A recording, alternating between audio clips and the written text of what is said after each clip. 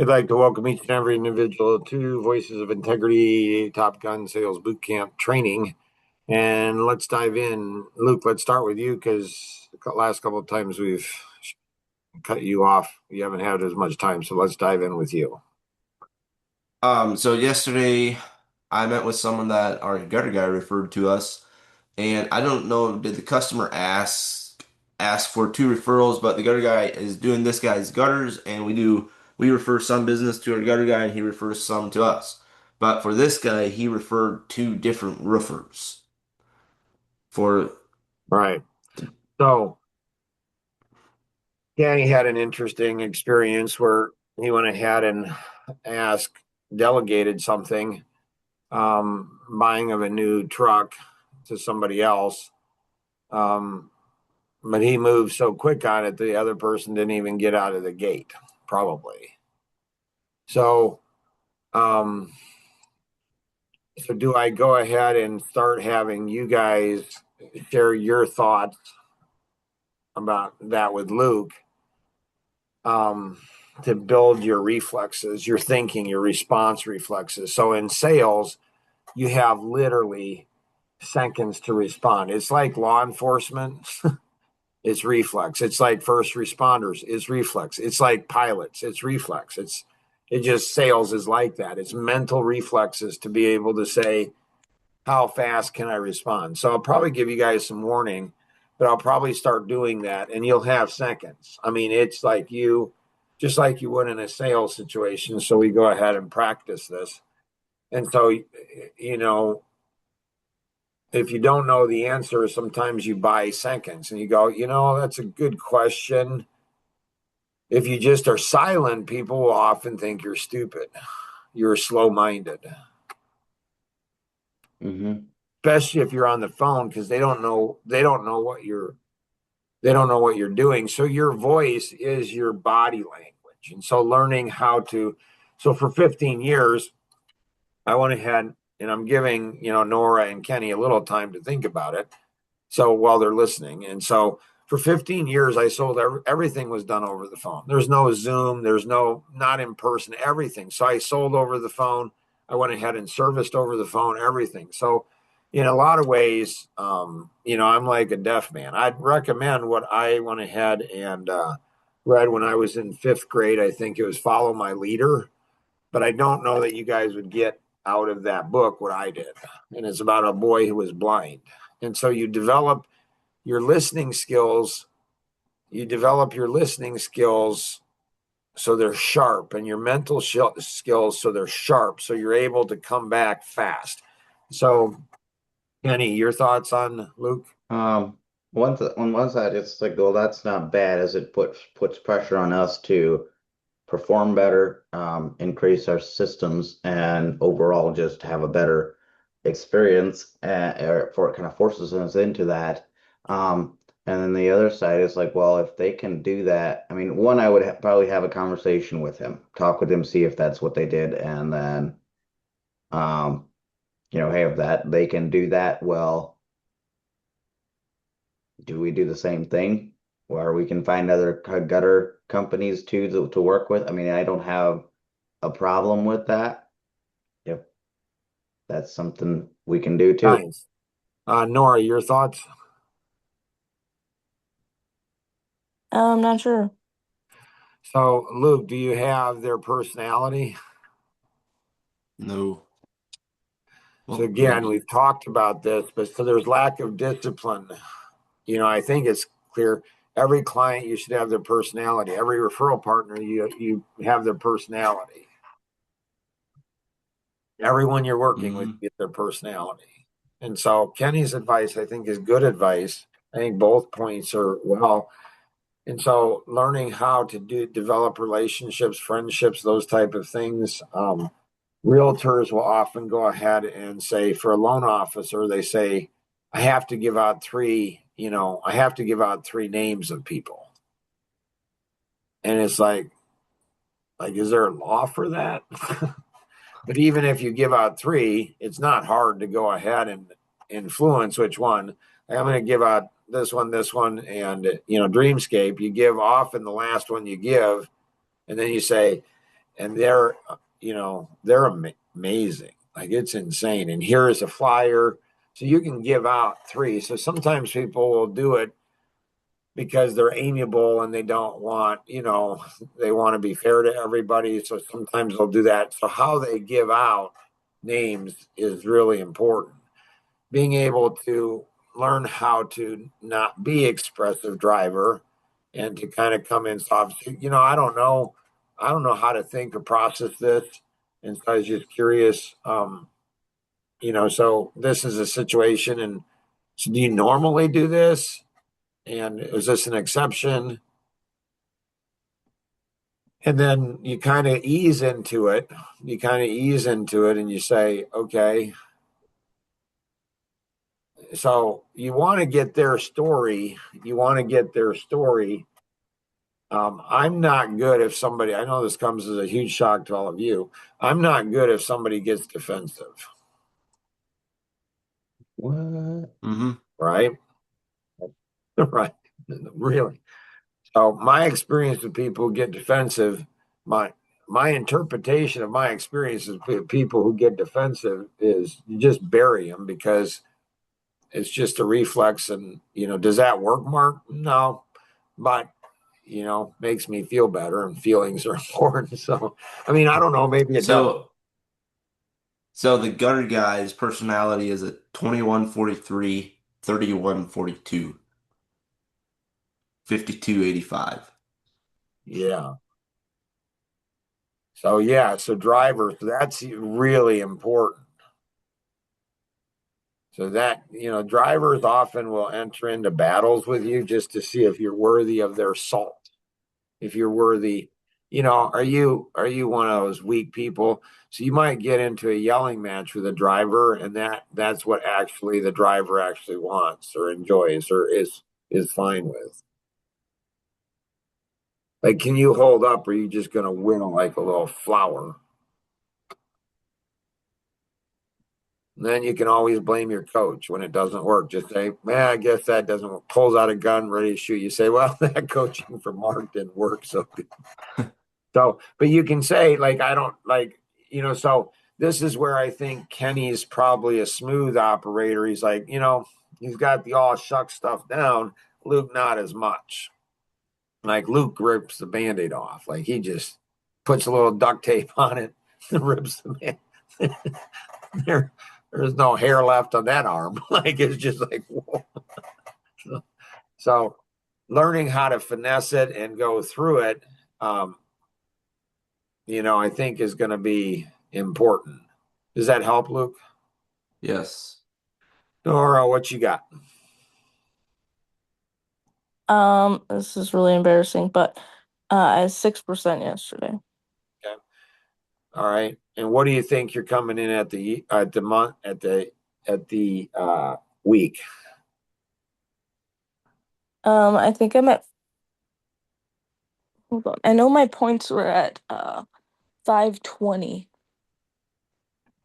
Okay. but I'm not sure on the And percentage. what's your points for the week gonna end up at the end of today?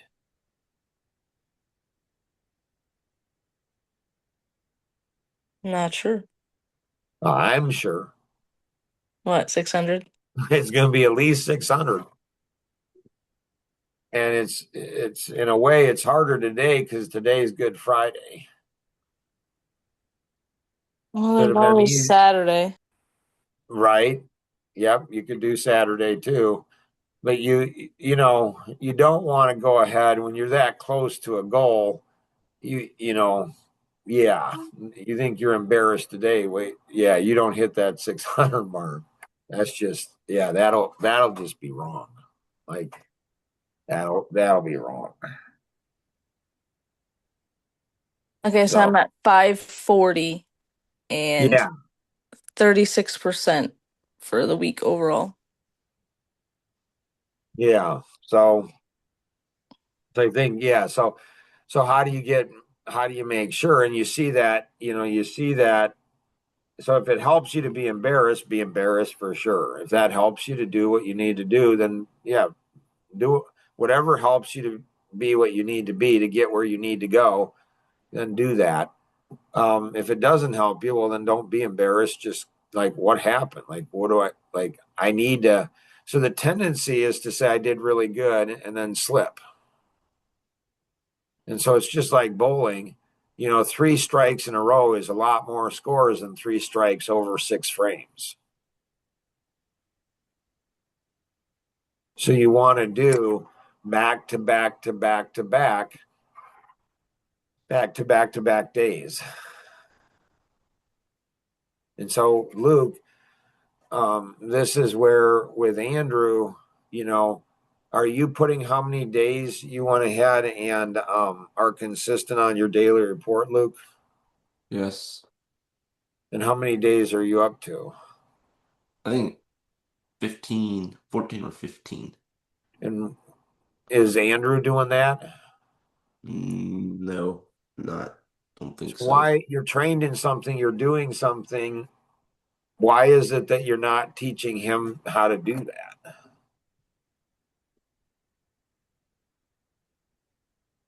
Maybe because I don't care. Okay.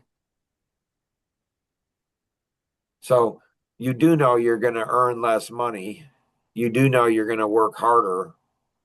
I would think your lazy factor would kick in and you'd be like, hey, if I can get other people to be more disciplined than I am, if I can get people to do this and this and this, I don't have to work so hard. So I would think that even if you're lazy, a smart lazy person is going to make sure that somebody else, so in a way you're not caring about yourself. Mm-hmm. So anything else, Nora, you got? No, I don't think so. Kenny, what you got? So on that, we had an investment. Yeah, it's an investment. We need a new truck for the company, and then I had some guys had two different. Had this group of guys working on it, and then I also had got an email out to some EVAs to help see kind of give them the opportunity to work on it as well. But we're kind of done at the finish line before they even got a chance to get started. Right. And it's one of those things where if you don't move Right. fast, then you Right. potentially lose something. So Right. how do you give consideration to people that you kind of Right. last If you've second or got maybe it, not? as soon as you know you've got it taken care of, you inform them, you thank them and say, hey, some things fell into place. And so appreciate you being willing to do it. Everything just fell into place where it was done. So it's not in that situation, it happens so fast that and the real objective was to do the process for them to learn the process. So they have a process so they can help you guys in the future. This is not the last time an equipment purchase is going to have. And so when you're really good at things, it's what comes back is when kids or grandkids, young kids want to tie their own shoes and you're on your way to church and it's going to take them 5 minutes to tie it. It's like, you know what? Mom's just going to tie it. Dad's just going to tie it, pick you up. And so, you just like, you don't want them learning wrong lessons. So we go to a seminar and we learn the wrong things. We read a book, we learn the wrong things. We go through a podcast, we learn the wrong things. We're not learning the right things. And so we know that about us. That's going to happen about other people. So we want to help other people learn the right things. So we don't want them, especially, with women, because they're women, they want to please. They're wired. Women are just wired. They just want to do that. And so you want to be more sensitive to them in a good way. And so appreciative of them, thank them of that. In this situation, I don't know that you can always do better than you did, but I'm fine with what happened. So you asked me first, that was just a wise thing to do because I'm putting a lot of time and energy into them and they have a lot of different things. And so you asked me, you honored and respected roles. And so, boom, you did that. I'm like, yeah, do it because there's a lot of benefit to it. You went ahead and moved fast. I understand. I've been where you're at.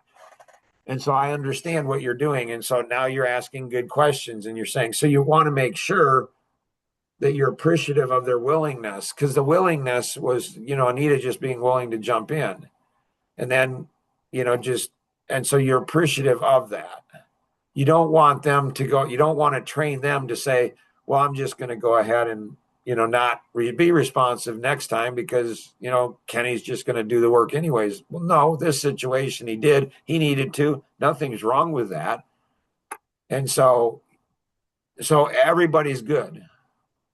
Like there's not, when I look at it, like in flawless execution, you do the debrief afterwards. And from my perspective, everybody responded about as perfectly as you could. Now I might be missing things because I'm not watching all the details, but does that help? It does. Yep. Anything else that any of you have? So yesterday I lost a sale. Okay. Came in overpriced. I think his price was 16 and ours was 25. What's happening is it seems like what's happening is you're underreacting, then you overreact.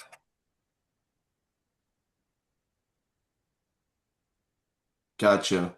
Mm-hmm.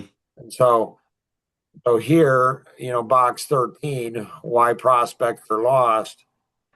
And so, like, did you use your model? What did you follow the model? Did you juice it up a lot more? I juiced it up by 20%. And so, what was your number you came in at? 23. 23. And what was the other price? 16. So that's 32. So that's 20% would have been 19. So you still, so why'd you juice it up by 20%? Because it was a lake house. I see. The lake house and the job site was really tight, and I don't know, there was just kind of a lot of stuff that Okay. So what's your assessment of the situation? Do you think it's still possible to bring them around? I don't think so, no. Yeah, I'd be very surprised because it's just like with Patrick's situation. So if it's a lake house and people are more affluent, often they're very sensitive about people taking advantage of them because as soon as it's a lake house, people juice up their prices. And so if they think you're taking advantage of them, there's nothing you can do. And the biggest risk is, that they spread the word that holy cow. And so in that situation,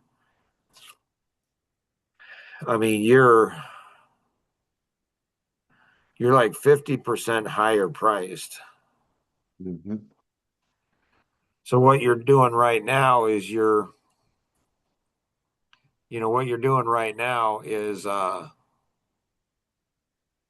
doing damage control. So they don't tell all your friends, all their friends, don't use DreamSafe. They came in at 50%. So Gotcha. how would you do damage control? Probably you'd call them up and just say, hey, I checked, ran all the numbers and stuff like that. And I just want to congratulate you. Man, you got a good deal. Like they must, I mean, I hope you get, do you know who your competitor is? No, do not. So you don't know if it's even a real price. Yes, I called him back afterwards and like, hey, are you aware, like, are you confident in their ability or like looked to see if he's confident in them and he said he is. They did work for him before and they did the neighbor's house. And I said that sometimes what happens is competition comes in lower, but their services are not as good and they may scratch stuff up or a messy job site or stuff like that. Nice, nice. But he said he's confident. Yeah. So yeah, you did that kind of stuff, and so that's really good. And so I would follow up with him. I'd follow up with him and make sure he's happy. Just say, hey, I want to check. That's amazing. Like we actually at times have to turn away business because we have so much business, or we have to, contract, get other people come in and do the work. And so if you wouldn't mind, like after the job's done, you say you're happy with it and say, that's awesome. We might be able to refer some business to them actually if they're coming in, or maybe. So what you do is you find out who they are, because at that price, that's normal, but they might have had people sitting on the bench. Do you think you could have actually, come in at something, Kenny, to compete against the 16? That's like that would be hard because there's a huge difference there. I don't know, like I don't know anything about jobs, so I don't know if we could have come in at 16 Gotcha. for us. Yeah. Not at 16. Gotcha. And location was one thing as well. I think we were an hour out, and I Gotcha. think the guy he went with is a local. Gotcha. So yeah, if you go ahead and follow up on him, if you follow up on him, and so, people that aren't in business bench, if you can get somebody on the bench, if you can get somebody where they have bench, they want to keep, they'll do a job just, I mean, it costs just to keep their people busy. And so you kind of educate them in a, subtle way on that or whatever. But if you follow up with them and say, hey, that's great that you got good quality and those type of things, because what you're looking for in box like 13 is why prospects are lost. And then you're looking for stories, you want to know your competition too. And so, did they come in? Did they do a good job? And then, if you got their name, and I don't know, do you know when it's going to do? Can you drive by? Can you see what their company is? Can you find out what it is? 'Cause do they have to pull permits on that? No. Hmm. Depends. It depends. I think it's county per county. And so, Is it in Michigan? No.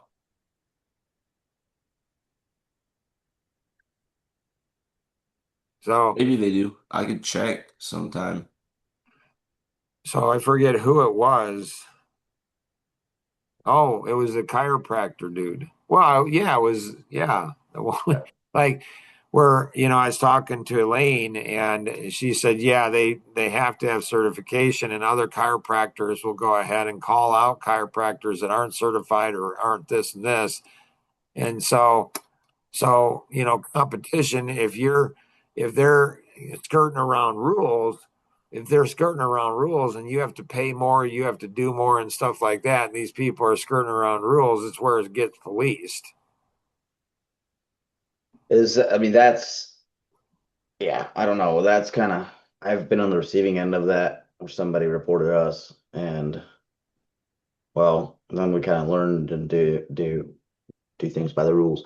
Um, but Luke, that would be, so I don't know, like, I don't, personally, I wouldn't want to do that, unless people are treating us. Taking business from you. Yeah, maybe that. But Luke, that would be a good another thing to keep in mind to check that into that is if you do a roof, we have to double check if we need a permit or not. Got it. Yep. So if you're pulling permits, I think those permits, I'm not positive, but I think they're public. Yes. And so I'm if pretty sure. the construction, you could potentially check on the, you could potentially check on the neighbor's house and see. See if they pull a permit. Yeah, see if they pull a permit. And so different, you can run into some pretty substantial, and the cities are getting more and more tight on that. And so a homeowner can get, so it's questionable, but I said something to, Elaine about the chiropractor, and she says, Mark, they can break your neck,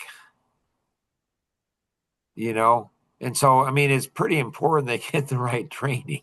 Like, so, I'm more like the Amish. It's like, man, I hate government. I hate this, but there is a reason for it. And so it's not, if you having tension with it, it's that, so, everybody not playing by the same rules. That's kind of like in a softball game. If somebody's cheating, you're probably going to call them out, even if you aren't amiable, especially if they're going to win. Right. Like, like volleyball, you call them out. That person's cheating. That team's cheating. Like, why? Because they have Mark on their team. That's what they say in pickleball. They're like, Mark cheats. How do you cheat? Like, anyways, anybody else have anything else? No. All right. Well, hey, happy Easter to all of you. If you're like, what you're doing is, if you want to go through as a team, so you can feel the energy of the team where they're helping one another and supporting one another and learning from one another. You can have same industries, different industries. And so Top Gun Sales Boot Camp is something where you want multiple people, multiple team, different industries is all really powerful. Can't wait for next week. There's some things on the PPA with Nora. She's looking at her numbers, and that's going to bring a lot of value to you guys. Always remember, we can accomplish so much more together than we ever could on our own. Have an amazing day. Bye-bye.